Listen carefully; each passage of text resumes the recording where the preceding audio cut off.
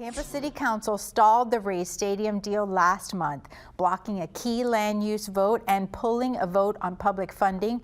But Councilman Bill Carlson has now floated a new financing structure, one that would replace the city's original $180 million proposal. It would be through a tax increment financing district.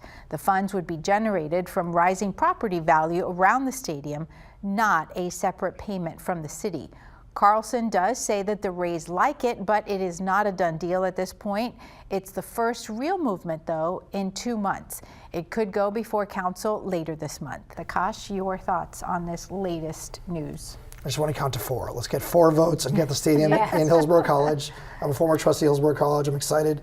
This TIF story, it's great that the councilman brought it to the front of the news, but the TIF story was there. The TIF option was out there before. Ken Babby, the CEO of the Rays, said, we'll work with whatever you can give us to get this across the finish line. I think this will shift Councilman Carlson's vote. I think the four votes will have it. I think it's just now between City Council and County Commission, and the councilman has said he's met with Bonnie Wise, the county administrator. Let's see where the votes are and get this done, because we have to move forward. I believe by October that Major League Baseball has to know. And that's something that Colleen has been covering. What happens on the other side of the bridge, right? What happens with the stadium and the land where the Rays are now? Absolutely. So the Rays are under contract to play at Tropicana Field through the end of the 2028 season. So it's this season and 2 more. After that, kind of remains an open question. They can go to Tampa or elsewhere. They're no longer locked in to playing at Tropicana Field. And of course, whoever's mayor, whether it's Mayor Welch or someone else, will have to deal with that.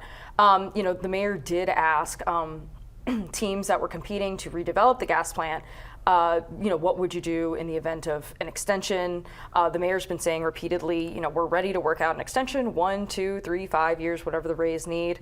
Of course, it's going to be a whole new set of terms, and then you'll have to get into negotiations. But looking at the timing, I don't know if they can build a stadium that quickly in 2 years. I don't think the Rays or so. are up for an extension, though. I don't think the Rays want to stay there long. They don't. Yeah, they don't want an extension. But time is not really on their side, I would say. That's true. So yeah, we will see.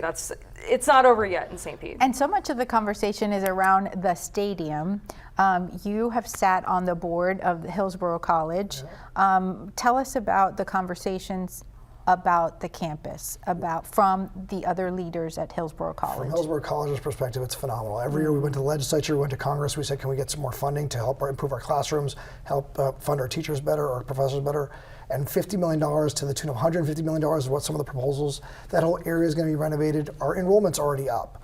And this will just increase our awareness, and also it'll give the students a better opportunity to get into the workforce for hospitality, for sports management. That's what the Rays have promised, and that's what we love talking about this. It's not just transformational for the economic development, the bed tax, the tourism, plus we get baseball closer to our home, but the changing the lives of the students of Hillsborough College, that's what's great. You're talking about the partnerships with the academic curriculum of the school so that they can have hands-on experience. Plus corporate sponsors that the Rays have committed to bringing to, and Fortune 500 relocations. Now we'll have to say, where can these students go and where can we partner with educational institutions? We have USF, we have University of Tampa, and we have Hillsborough College. And the businessmen, the business community in St. Pete, are they asking, well, why didn't they promise that in St. Pete? There was some of that in the community benefits discussion. That was kind of one of Ken Welch's big priorities were jobs and opportunities for minority-owned businesses. And the mayor says that, should we move forward with this latest plan for the gas plant, we will have that too. He picked Blake Investment Partners, and there is some of that. There's promises of engaging small businesses, minority-owned businesses, affordable housing. So we'll see if that comes to fruition that way.